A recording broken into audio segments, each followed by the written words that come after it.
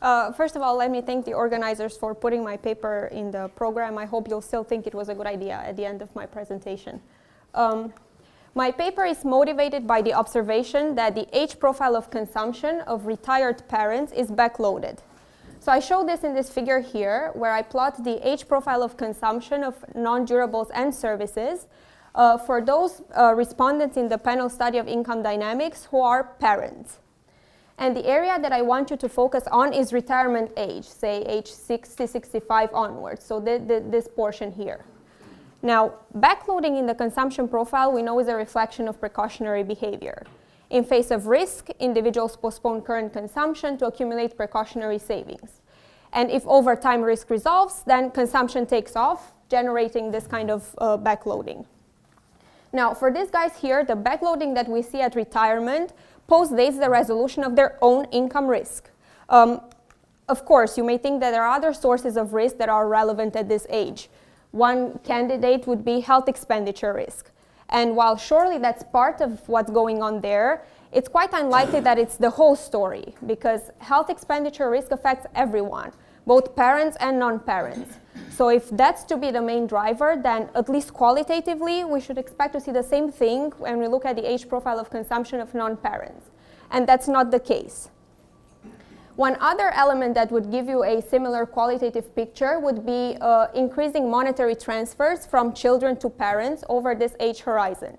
However, again, I doubt that has a big bite here, because at least in the panel study of income dynamics, there are very few children that actually make monetary transfers to their parents, and I don't see such a strong trend with age.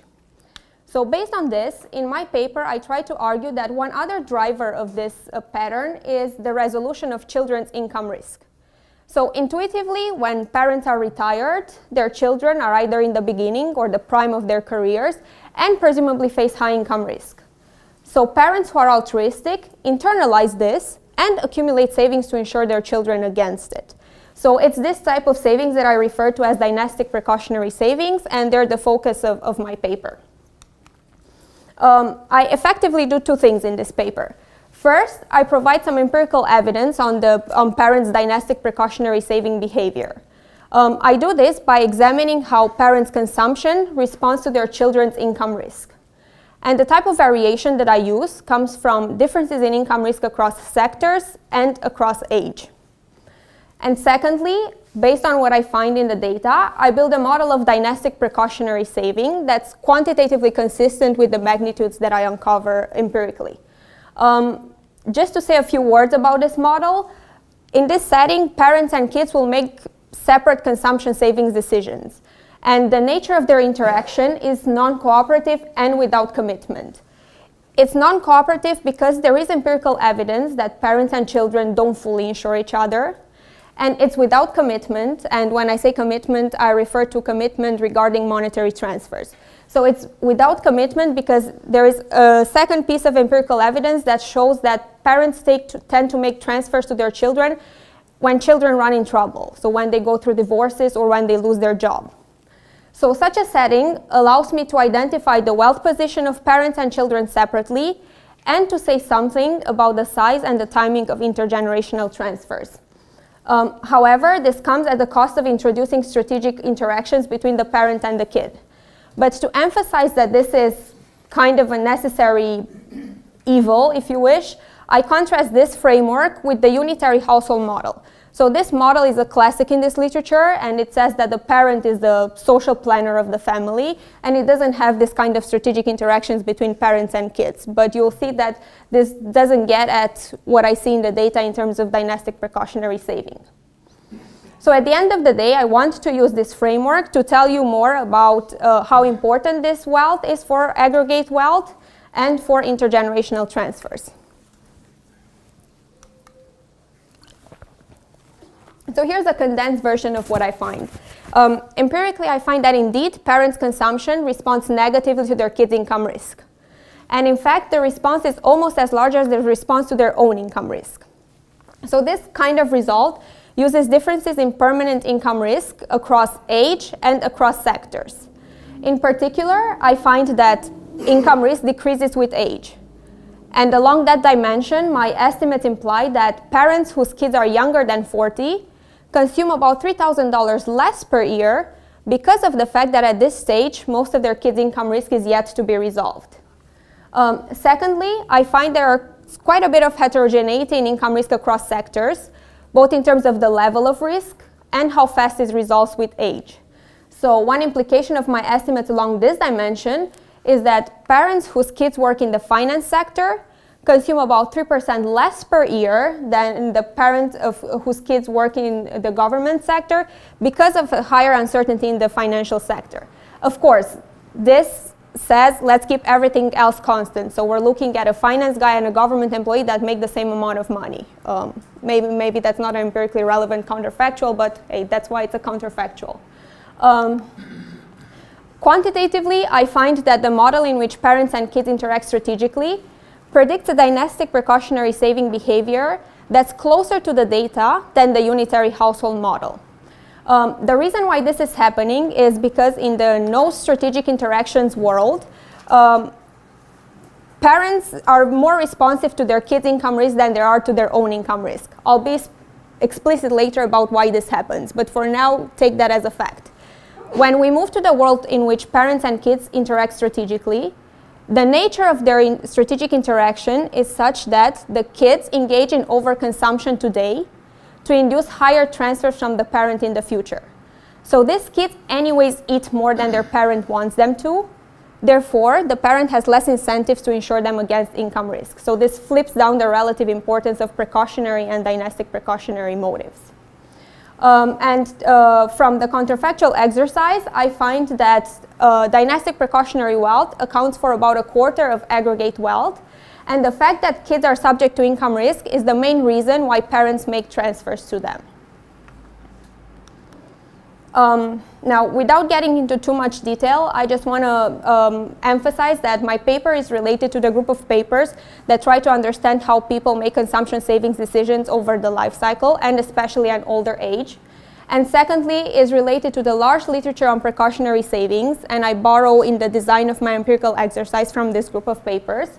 And least but not the last is related to the literature that tries to study the role of family as insurance, both from an empirical perspective and in more recently in dynamic models of families. So I think my paper complements these efforts.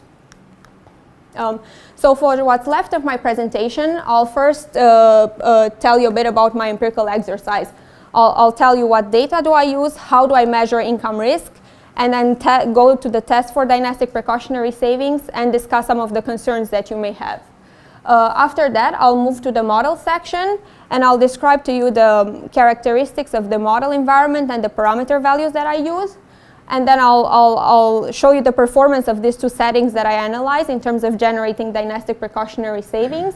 And then I'll go to the counterfactual. So that will bring us to the end when I'll conclude.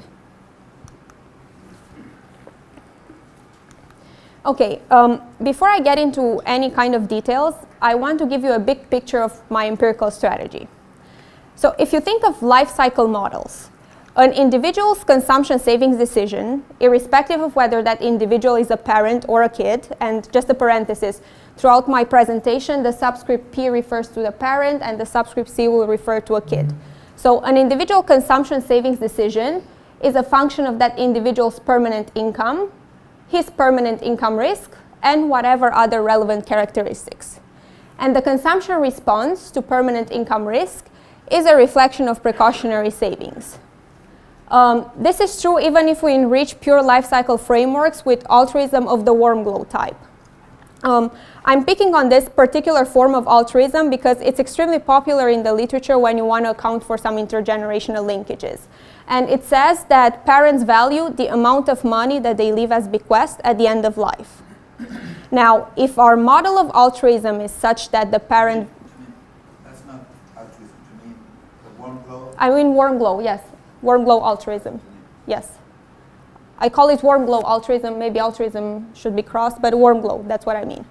But if our model of altruism is that the parent values the kid's utility from consumption, then the kid's permanent income and his permanent income risk become relevant for the parent's consumption decision.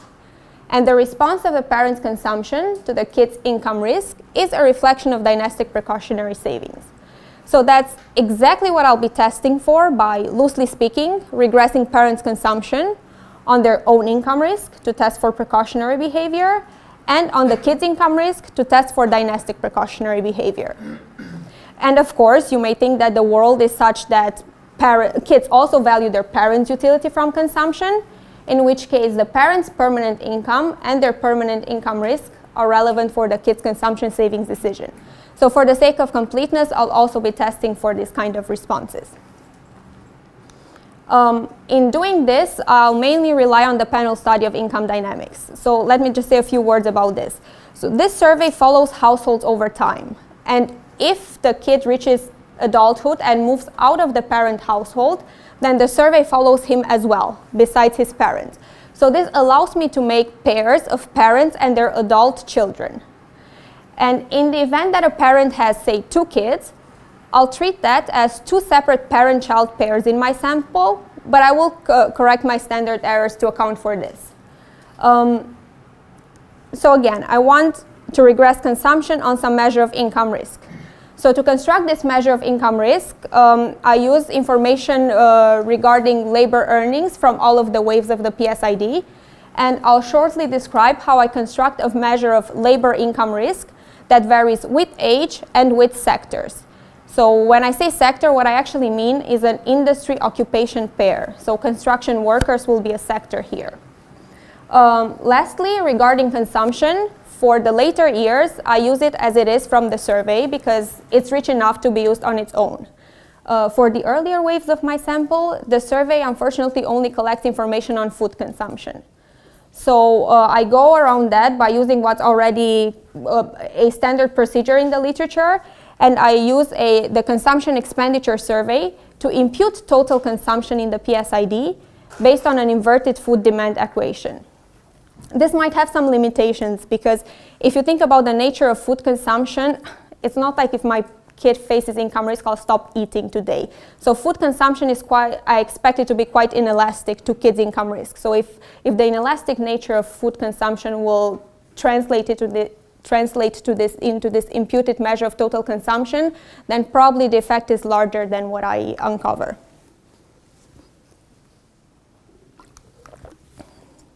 Okay, so let me now make a parenthesis. I'll open a large parenthesis and I'll discuss how do I measure income risk.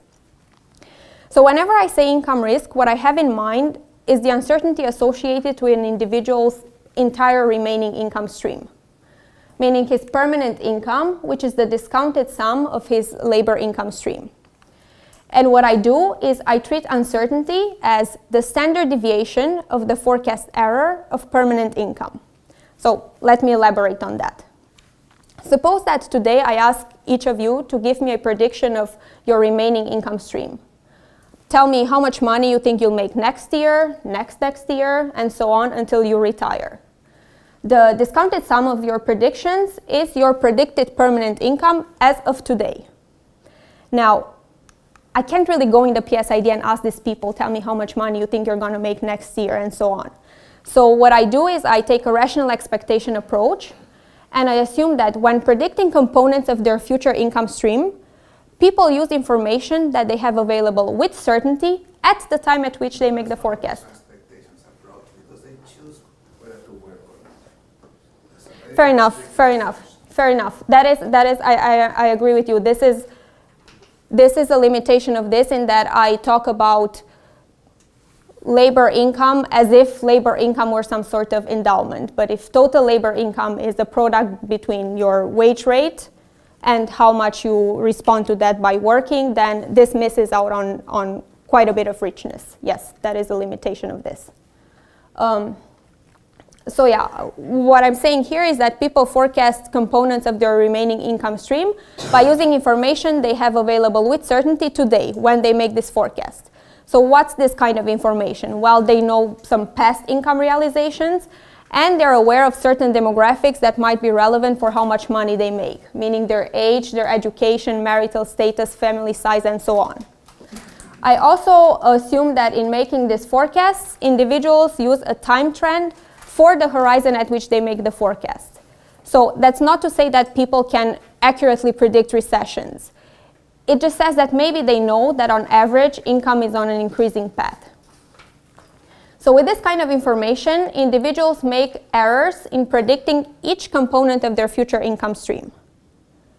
And the discounted sum of these errors is their forecast error of permanent income today. And I call permanent income risk the standard deviation of this forecast error. So at least in theory, this gives you, for each individual, a measure of income risk that varies with age, because we repeat this forecasting procedure every year, because our information set updates. Now, constructing this for every individual implies that I observed the entire career of these guys. And in the PSID, that's not the case for various reasons. First of all, there's a lot of attrition, so people might just leave the survey. Second of all, some people might just not be old enough for me to have observed their entire career. So what I do is I stratify individuals by sector and construct the exact same object, but at sector level. So at the end of the day, I'm left with a measure of income risk that varies with sectors and with age. So this is just a variance of a sum. So it's sum of variance plus all the covariances, and all these variance and covariance terms are constructed at by sector and by age. To the extent that you're worried that there might be measurement error in income, under some properties of this measurement error, this aggregation at sector level actually nets out some of it. So here's a picture of how average income risk evolves with age. There are just a few things that I want to point out here. First of all, income risk is decreasing with age. Quite a bit of it is resolved by, say, 40s. After that, it continues resolving, but at a slower speed. Now, this is decreasing for two reasons. First of all, as we age, there are fewer and fewer terms left in the summation of permanent income, so there's this mechanical component to it. But secondly, people are getting better at forecasting income over time. So let me just show you a picture that kind of says that. So in this figure here, I show how the variance of the 10-year ahead forecast error evolves. So if we look at the first line here, we'll take an individual who is 22, and this line tells you what's the variance of his 1 year ahead predictions, 2 year ahead, 3 years ahead, and so on, 10 years ahead. So we see that as individuals grow older, the variance of their forecast errors decreases, so their forecasts become more and more precise. So that's also part of why this is decreasing over age. But this masks quite a bit of heterogeneity across sectors. So I illustrate this here by zooming on two sectors, services and the unemployed. So what this shows is that there are differences between sectors, both in terms of the level of risk and how fast it resolves with age, meaning the slope of these lines. So this is a type of variation that I use for identification. And just to give you a teaser, it's mostly the differences in income, the differences in levels that have the biggest bite. Okay, so having said all this, I'm ready to move on to the test for dynastic precautionary savings. So as I was telling you, I'm going to regress parents' consumption on parents' own income risk and kids' income risk. And in doing this, I'll control for a large set of covariates, both for the parent and for the kid. So these covariates include a full set of age dummies for both, race, marital status, educational attainment, so a lot of relevant demographic characteristics for both, as well as economic characteristics, such as their permanent income or beginning of period wealth holdings. And for the sake of completeness, I'm running a similar regression in which I have the kids' consumption as a dependent variable. So I'll show you the results on the next slide, but I just want to point out three things. First, I'm expressing both consumption and these measures of risk in logs, so all of these blue coefficients are elasticities. Now, if the hypothesis is correct and people engage in precautionary and dynastic precautionary savings, then all of these blue coefficients should be negative. High expected income risk today means I postpone current consumption. And in the next slide, I'll just zoom in on these 4 blue coefficients because otherwise the table will be too large. But keep in mind there are all these controls in the background. Okay, so this table here shows on the first column how parents' consumption responds to their own income risk and to the kids' income risk. So we see the elasticities are negative, meaning parents engage both in precautionary and dynastic precautionary savings. And if you look at the magnitude of these coefficients, they're not that different. In fact, in a statistical sense, they're not different. Looking at what kids do, they accumulate precautionary savings on their own as well, and they do respond negatively to their parents' uncertainty, though this is not statistically significant. So let me just summarize 2 implications of these coefficients here. They say that if we look at parents whose kids are younger than 40, then these guys consume $3,000 less per year because of the fact that before 40, kids still have a lot of income risk. Secondly, it implies that parents of construction workers, and constructions are a high-risk sector, consume on average 2.5% less per year than parents of services workers. Remember, I showed you services workers was a rather low-risk sector. And that's just because of the uncertainty differential. Now, there are a lot of things that one should be concerned about here. So first of all, I'm measuring this income risk by sector. It could very well be that because of the work tasks in certain sectors, you face a certain degree of health risk at retirement. So then this would be this omitted variable that's correlated with my sector level of measure of risk. So I try to deal with this by including health controls in this regression. So in this survey, they also ask these people whether they're in good or in bad health status. So I include those as well. Do you show in the paper direct evidence of this insurance mechanism, like transfers, for example, that if things go bad for these kids, that indeed people provide substantial transfers to buffer their consumption? Okay, so I'll say a few things about this. I think this is a direct evidence. Secondly, looking at transfers alone might be a bit misleading because the whole point of this savings is to make these transfers in case something bad happens. If something bad doesn't happen, then you won't see these transfers flowing. So you might interpret this as the absence of this saving motive, while it's just bad income shocks didn't realize. But there are papers that show that parents do tend to make transfers to their kids when the kids lose their job. And I also see a bit of a positive correlation between the probability of a parent making a transfer or the size of this transfer and the risk that the kid is facing. So the transfer observations seem to go in the direction in which they're supporting this. But in the PSID, do you have that? You have these transfers. That's what's So I think the HRS is a better survey to look at, and there's papers that find that parents make transfers when their kids lose their job or go to a divorce. They look at the HRS. In the PSID, there are just 2 waves in which they ask people about these transfers. I've only looked at one of these waves, and I do see this positive correlation that I mentioned before. And you seem to. Yeah, just one last thing. So this dynastic precautionary savings, you're talking about insuring during the lifetime, right? So through these interreverse transfers. Yes. Do you also include bequests as a potential mechanism? In the model, the bequest will be a potential mechanism because to the extent that when I die, my kid's income risk isn't yet resolved, I might try to provide him with some insurance via a larger than otherwise bequest. And I do find that, in fact, that's why people make these transfers during life and also at the end of life because of income risk. Actually, I think the PSID doesn't have, I'm not sure if it has anything on realized bequest, so I don't know anything more about that. Yes, about how do you construct this sector thing? There's some occupations that have a higher growth rate of income than others. Is that occupation specific? Is the error and the forecasting error conditional on occupation? The forecasting error is conditional on sector. I group all the people that are of a certain age and in a certain sector, and they're gonna make their forecast errors. So it will be sector specific.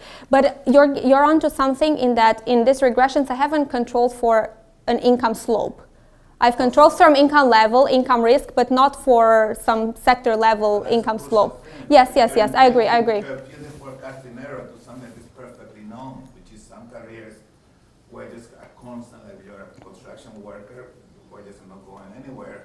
you're in finance, as you said, why does it only go up? You forecast it with a constant, you're going to impute errors which are unfair. Yes. So one thing that I did in trying to get at this, because I'm constructing this forecast with something that's already known. So this kind of says that these people know about themselves exactly as much as the econometrician knows. I included in the information set that they use the forecast, they used to make forecasts, they used for the forecast, I included information about their future selves. So I think what I have in mind is a bit different than what you're saying, in that I have in mind that maybe I'm an RA at the Fed today, and I know that I'm going to grad school in the future, so that kind of tells me something about my expected permanent income. So I include this future education attainment or future marital status, so things that people might know about themselves ahead of time. And when I do this, indeed, the measured income risk is a bit smaller, more so for the young than for the older people, but the differences aren't that striking. It's always the judges should be the audience. Oh, The other thing I want to it's ask is 4% that- smaller for the young people, virtually no difference for the old people. What I'd say is that, so what's your theory of heterogeneity? Well, maybe you want to tell us later. But I'll tell. We'll go to a model, and you'll see that there's gonna. Yeah, we'll get there very shortly, in like one slide. So I just want to finish the discussion of some other problems that there might be with this estimation. You could very well think that kids who know that their parents have a lot of savings will choose to work in riskier occupations. So this is a problem here. I want to argue that in general that's not the case. And the way I want to support my case, the way I support my case is by looking at whether the probability of moving to a high-risk sector changes when your parent loses his job. So when your parent loses his job, that has, I guess, arguably nothing to do with where you work at. So if your parent loses his job, he loses his ability to provide you with insurance. If selection is a concern, then you should see these kids who have lost this insurance being less likely to go to high-risk sectors. And that's not the case. I mean, the parent's employment status has no predictive power for whether the kid moves from a low to a high-risk sector. So I want to say that in general, that's not the case, meaning if you see a 45-year-old switching career majorly, because here these sectors are quite coarse, then, I don't know, it must be some midlife crisis. It's not parents' dynastic precautionary savings. But I do think that this is more of a concern when you talk about people's initial career choices. Because you hear all these stories of kids of rich parents who go and become artists and things like that. So for that, I control for the children's initial sector. So we're looking at two identical parents of two identical kids that have started working in the same sector, and look at what happens with them later on. So that goes through when I do this. I think ideally what you'd want to do would be to put in some child or pair fixed effects. So then you follow a parent-child over time, a parent-child pair over time, and if this is correct, then every time the kid switches his sector, you should see the parent's consumption responding. Now, when I do this, the standard errors blow up, and this could mean one of two things. One is that I'm wrong, and two, maybe there isn't really enough variation to pick up anything. And I don't want to discard this second channel, first for selfish purposes, but secondly, for a parent-child pair, I see on average 3 sector changes on the side of the kid. So maybe three changes isn't really enough variation to pick up anything. But that's what it is. So this is also robust to using this richer information set in predicting future income realizations and other controls. Corina, Yeah. In your motivation, you talked about the trends of consumption, basically, but in the regressions, you have the level of consumption on the left-hand side, right? Well, the motivation also showed the level of consumption. Oh, you're suggesting that maybe I should put growth of income on the left-hand side? Sure, I could try that. Can you use wealth instead of consumption? Yes, yeah. I did play with wealth as well, because there's a large part of the empirical precautionary saving literature that puts wealth on the left-hand side. So when I do that, the sign is right, meaning high risk is associated with high wealth holdings, but both parents and kids, yes. But the standard errors are larger there, and I'll tell you why they're larger. So wealth by itself is known to be noisy in the surveys. And in the PSID, well, I'll tell you why wealth will end up being even more noisy. So we begin, wealth and consumption, they're both noisy, right? In the PSID, you have they don't collect wealth every year, so there are these years of gaps, right? So for that, you'd have to impute wealth with some budget constraint equation. If you have income, you have consumption, you could impute wealth. But the problem is that you'll end up imputing wealth with an already imputed measure of consumption.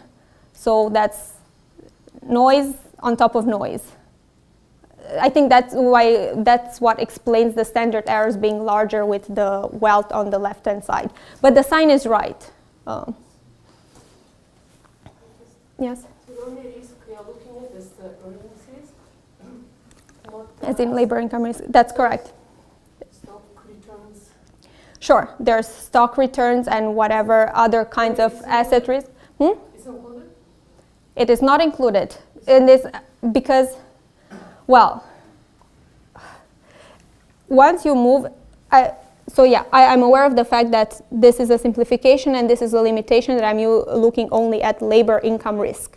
You have assets that may be subject to whatever kinds of risks. The risk in assets may or may not be correlated with the risk in labor income, so you don't only have to look at the variance of assets returns, but also at how they can move with labor income risk.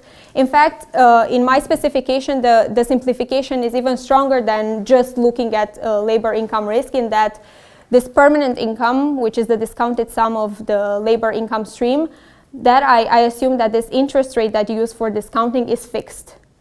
So one way of addressing what you're suggesting would be make that change over time, try to forecast that, but then you also have to think about the movement between the labor earnings percent and that return. And I started this as saying, okay, I'll start simple and I'll build on it. And next thing I knew, I was on the market. So I don't know. One should do that. That's all I'm going to say.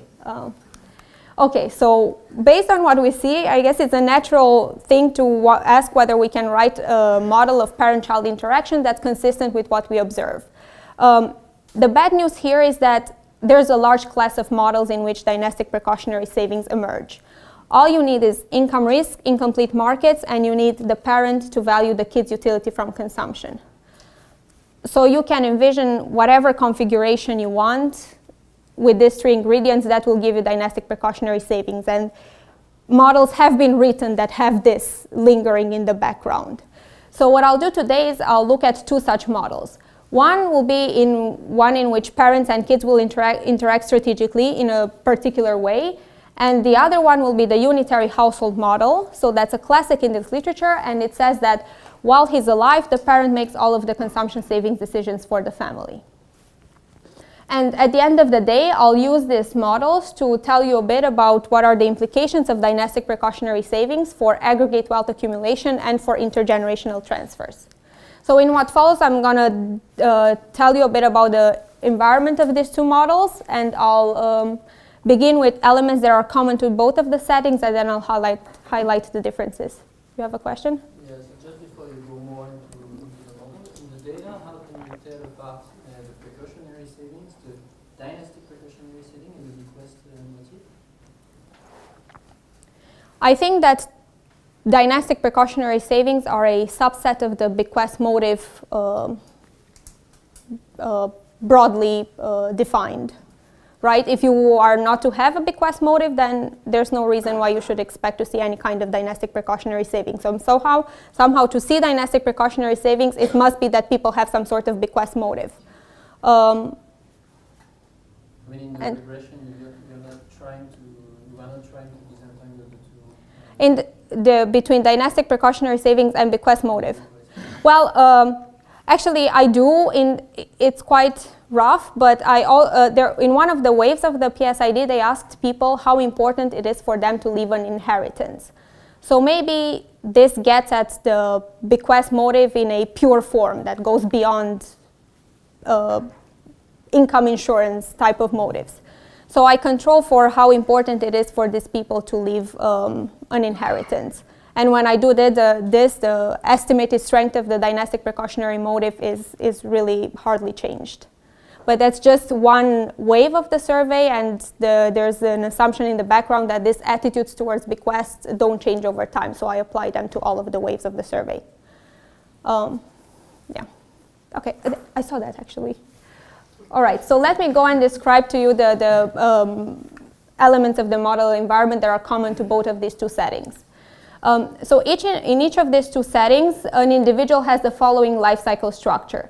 He begins working at age 22, he dies when he turns 80. And there are 3 milestones in his life. He has a kid when he's 29, and that apparently is the average age of having a kid in the US for males. That's what I saw. But this kid doesn't do anything until he turns 22, so that's when his parent is 51. And lastly, everyone retires at 65. So while they work, people work in different sectors in which they earn risky labor income. So this labor income is going to be like an endowment. There's no labor supply choice. Once they retire, people earn riskless pension income. When they work, they pay a proportional tax on income, and the only asset that they hold is a government bond that has a return R. So this is a partial equilibrium setting. Now, the world has many such people that overlap in the following structure. So here on the middle line, It's irrelevant, isn't it? What's irrelevant? The overlapping. It's a decision theory. What's the interaction between cohorts and none? Yep, that's where I'm going. But why do you say the overlapping is irrelevant? Why are you talking about this? It doesn't matter. It matters in that all I want to say with the overlapping is that I've set this milestones in people's lives such that at every point in time, only 2 generations are alive, a parent and a kid. So we have to think about how the parent and the kid interact. There's no grandkid there, so we have to think about how they interact with them as well. That's why the overlapping matters. Okay, so here I've reproduced the life cycle of the individual that we've just discussed, and I added his parent on the top and his kid on the bottom. So again, at every point in time, there are just 2 generations alive, a parent and a kid, indexed by their respective ages. And these parents are altruistic towards their kids in the sense that they place a weight gamma on the kid's utility from consumption. So these parents then have incentives to make transfers to their kids, both while they're alive and when they die. And parents and kids overlap in this fashion for 29 years.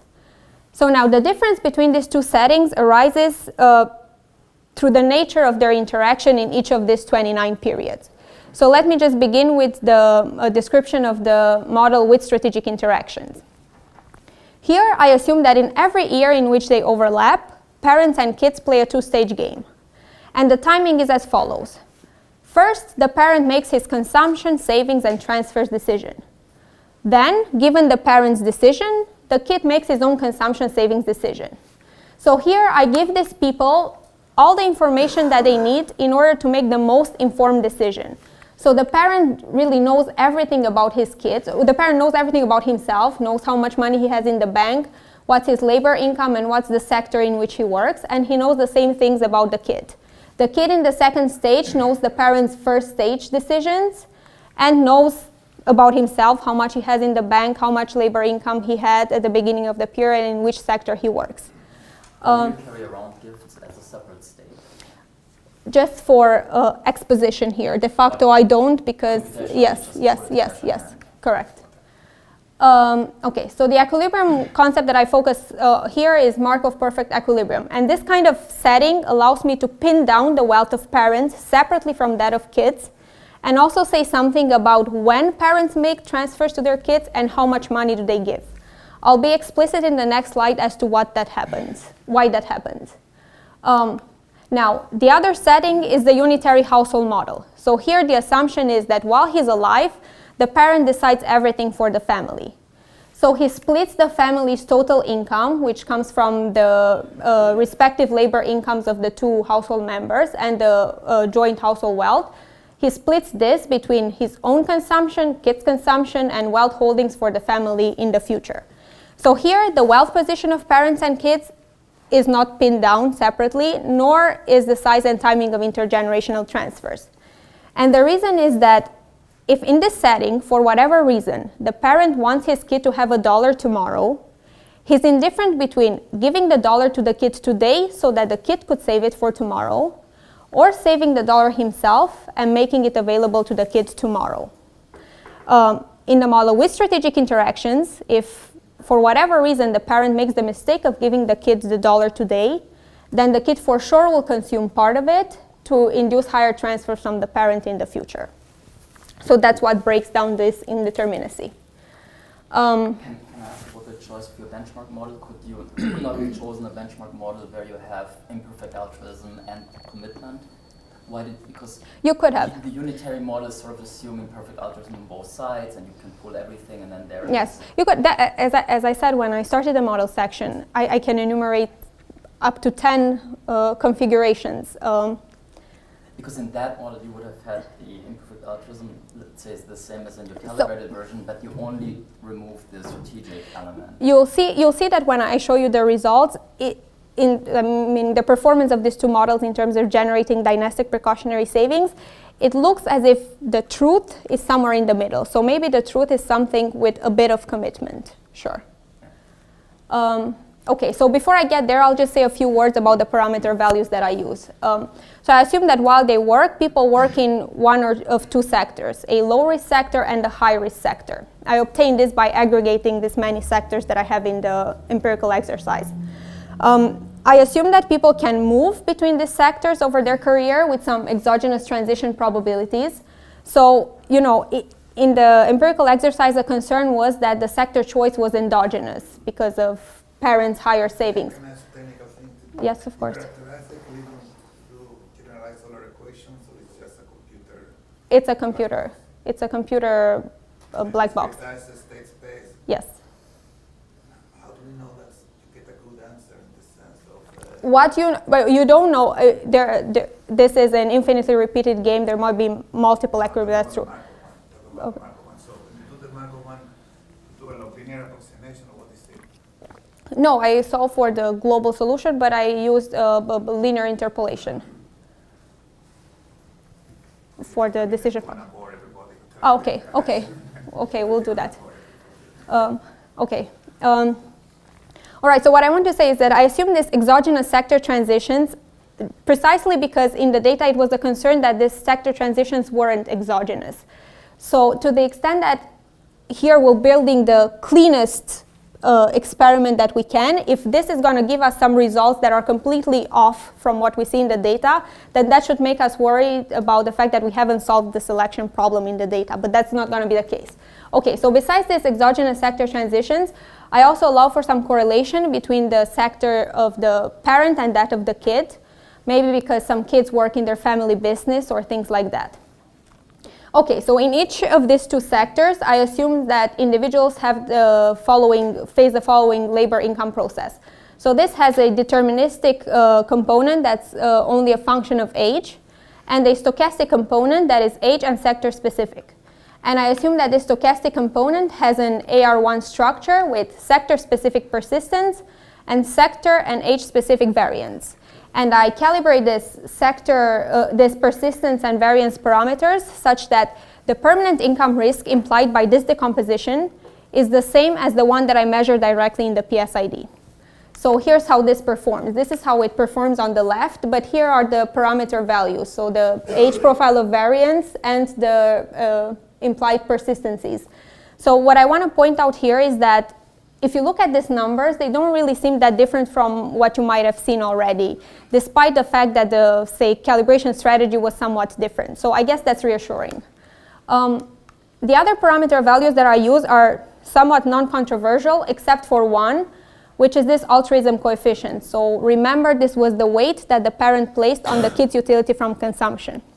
So I read papers that reported values as low as 0.04 for this paper and as high as 0.70 something. But that depends on the coefficient of relative risk aversion. These different estimates. Sure. So and also the model structure in those respective papers. So what I do. They're not directly comparable, is what I'm trying to say. Correct. That's why I'm not picking this value from those papers. I'm calibrating it. I want to give a fair shot up to both of these models at getting at the data. So I calibrate this altruism coefficient so that each of these models matches the ratio between parents' consumption and kids' consumption. Now, why this moment? Well, when the parent makes... So normally we would expect that parents invest in their kids' education or they inherit some other characteristic. You're saying you're going to impose that out of true altruistic love, out of pure transfers. That they're given through actual giving. So you're going to... I'm not, so the thing is, I'm not calibrating this to match realized transfers. No, exactly. Exactly. Exactly, because you're going to have 10 times larger. Because you're saying I'm going to have the same consumption than my parent. Not because I went to the same schools, not because he had books, not because I'm as stupid as my father. No. It's all because he gives me a lot of money. Well, you might be as stupid as the father in the sense that you work in the same sector as the father. So, but any difference in means, as you can tell me. yes, yes, So yes, then not in love. student Correct, father. correct, correct. You're right. Yes. So it's all, so you're making this altruism carry a very heavy weight. You're saying everything that makes me similar than my father is because he likes me. Yes, that is going to be the case. That is going to be the case. Yes. Yes. Yeah. Okay. I want to say more in that I want to excuse myself, but I will not because it's not like I can do any better. I don't think I can. All right. So I'm picking this moment because when the parent makes these transfers, he sets equal his marginal utility from consumption and the kid's utility from consumption discounted by this this coefficient here. So it directly speaks to the ratio between parents and kids' consumption in the model. So this gives me 0.2 in the model with strategic interactions and 0.71 in the unitary household model. So now back to your question, you ask why don't I target some realized transfer moments. That's precisely because in the unitary household model, there's no such thing as realized transfers. That's not identified. But I'll show you how model predicted transfers compare with realized transfers in the model with strategic interactions. Okay, so what I did here was simulate a panel of parents and kids from each of these two models and run the same regression as I did with the PSID. So here I'm reporting the results from the model without strategic interactions in the first column, the model with strategic interactions in the second column, and I'm reproducing the data ones in the third column. So what I want to show, what I want to emphasize is that first, the model without strategic interactions predicts a dynastic precautionary saving behavior a motive that's several times stronger than the pure precautionary saving motive. That's not what we see in the PSID. And the reason why this is happening is as follows. So recall, in the unitary household model, the parent is the manager of the joint family labor income, which has two components, the kid's labor income and the parent's labor income. And because of the age difference between the two, the kid's labor income is the riskier component. So when the kid's labor income risk decreases by 10%, that decreases the overall riskiness of the joint family labor income by more than if, say, the parent's labor income risk had decreased by the same 10%. So that's why consumption responses are stronger to the kid's income risk. In the model with strategic interactions, this kid consumes anyways more than the parent wants him to, so the parent has less incentives to insure him against income risk. So this acts towards flipping the relative importance of these two saving motives and bringing it closer to the data. So it kind of seems like something with commitment might be, with some form of commitment might be somewhere in between and even closer to the PSID. Can I ask you something back in the data? What is the years for which you're reporting this data again? Is it the later years? It's going to be 1980 to today, to a few years ago actually. I see. Yes. So during this time, I feel like there's been a change. I don't know. I mean, you have all this data, but relative incomes of parents versus children over this time seems to have changed to me, just by casual observation. But does that not matter? Like later on, it seems like the current period, perhaps the children are expected, maybe not expected to be higher paid than parents. I think that's at work, but sadly I don't have anything to say about it because of the fact that I view income risk and permanent income as a career income, so I need to observe these people from age 22 till age 65 in theory. the PSID started in 1967. Someone who's 22 then is about 65 today.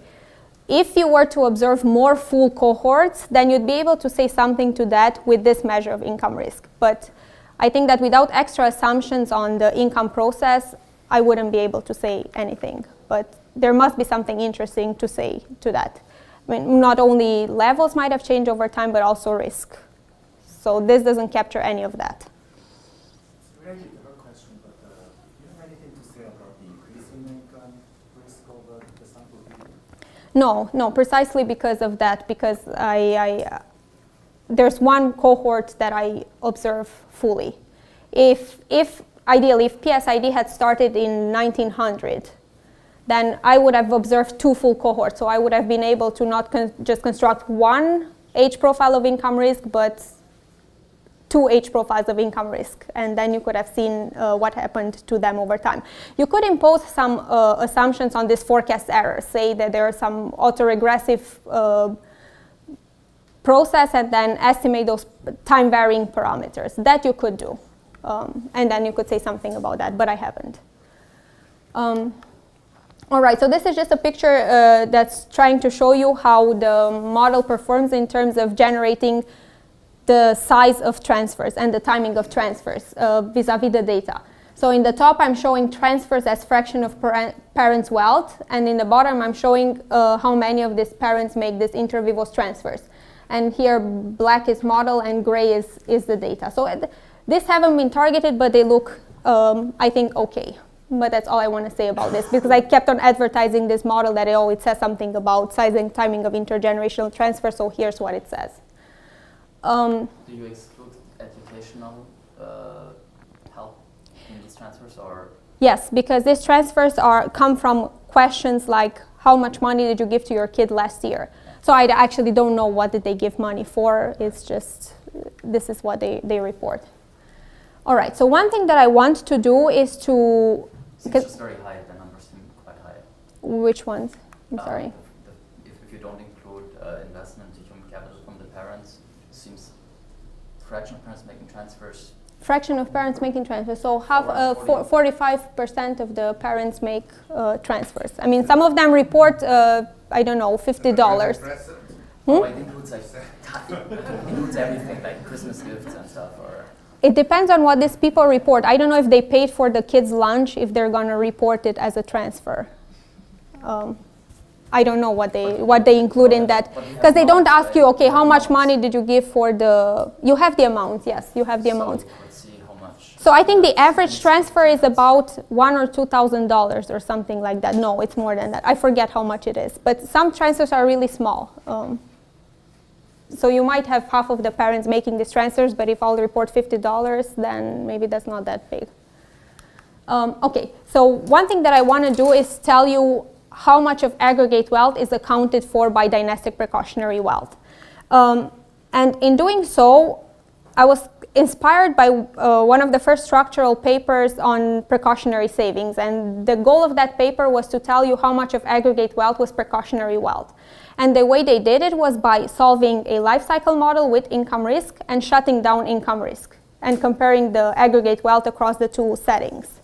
So you could try to do the same thing here. Let's shut down kids' income risk, because that's what generates dynastic precautionary savings here. Doing this would be fine if you want to say something about transfers, but wouldn't be fine if you want to say something about wealth. Because when you shut down kids' income risk, you also shut down, in addition to shutting down parents' dynastic precautionary saving incentives, you also shut down kids' precautionary saving incentives. And because everyone here plays every role, so you do enter parenthood at some point in life, these people will end up entering parenthood with a lower level of wealth. So you're confounding the effect on dynastic precautionary saving with this level effect. So what I do is I take 2 steps in getting at this number. First, I solve my benchmark model, and I shut down the income risk of everyone. So the difference between these 2 models tells you how much wealth is for precautionary and dynastic precautionary motives. So put that number aside for a second and go and solve a life cycle model with and without risk. the difference would be how much wealth is precautionary wealth. So from the first step, we can recover precautionary and dynastic precautionary wealth, and from the second one, we recover precautionary wealth. So the difference between the two would be dynastic precautionary wealth. So this tells us that about 27% of aggregate wealth is dynastic precautionary wealth. And in fact, when kids are not subject to income risk, almost all intergenerational transfers are gone.